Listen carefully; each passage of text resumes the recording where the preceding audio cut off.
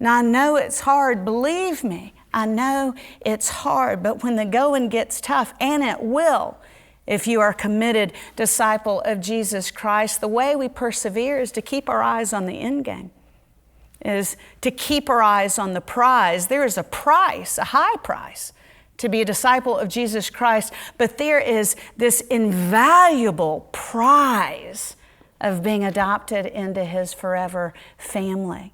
And that's how he closes out this teaching in Mark chapter 3, verse 31.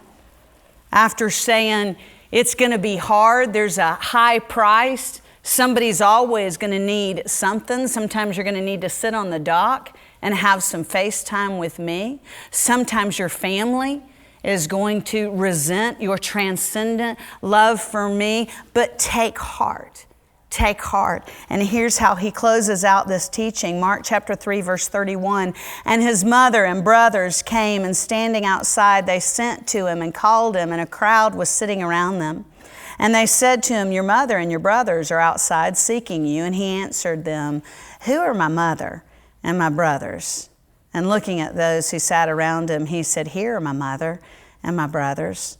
Whoever does the will of God, he is my brother and sister and mother. Now, at first glance, this passage sounds harsh, but Jesus wasn't saying my biological immediate family is no longer my family. He wasn't being exclusive. He was saying, you are my family too.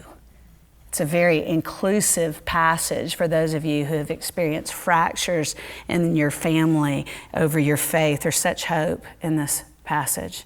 My stepfather wasn't always a stinker.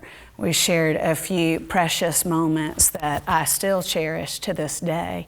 One of them happened when I was 8 or 9 years old. John and I were walking through the mall together, and 2 women approached us who knew him from several decades before, when he had been a principal at the school they were teachers at.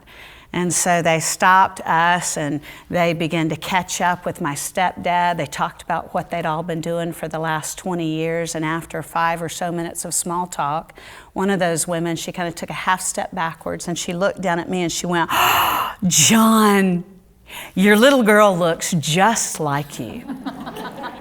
And I can remember stiffening, just preparing myself for his inevitable dismissal. I thought he was going to say something like, oh, she's not my daughter. This is actually Patty's girl. This is my stepdaughter, Lisa. I was so prepared for rejection, I just stiffened. But instead of rejecting me, John looked down at me, and I remember he put his hand under my chin, and he tilted my face up, and he looked directly into my eyes, and he smiled. And then he said, yep. She's mine.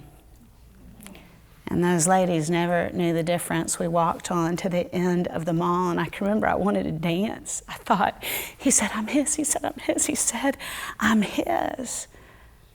Y'all, that is the point of Mark chapter 3. That ache all of us have to belong in a safe, loving, nurturing family. It is perfectly fulfilled in the person of Jesus Christ. Missy may not be my biological daughter, but that little girl is my immediate family. That's what's echoed here. We are the immediate family of Jesus Christ. If you're his disciple, there's going to be some high cost along the way as you run hard after Jesus. But if you are his disciple, you get the invaluable prize of being adopted into the forever family of God. That's good news, isn't it?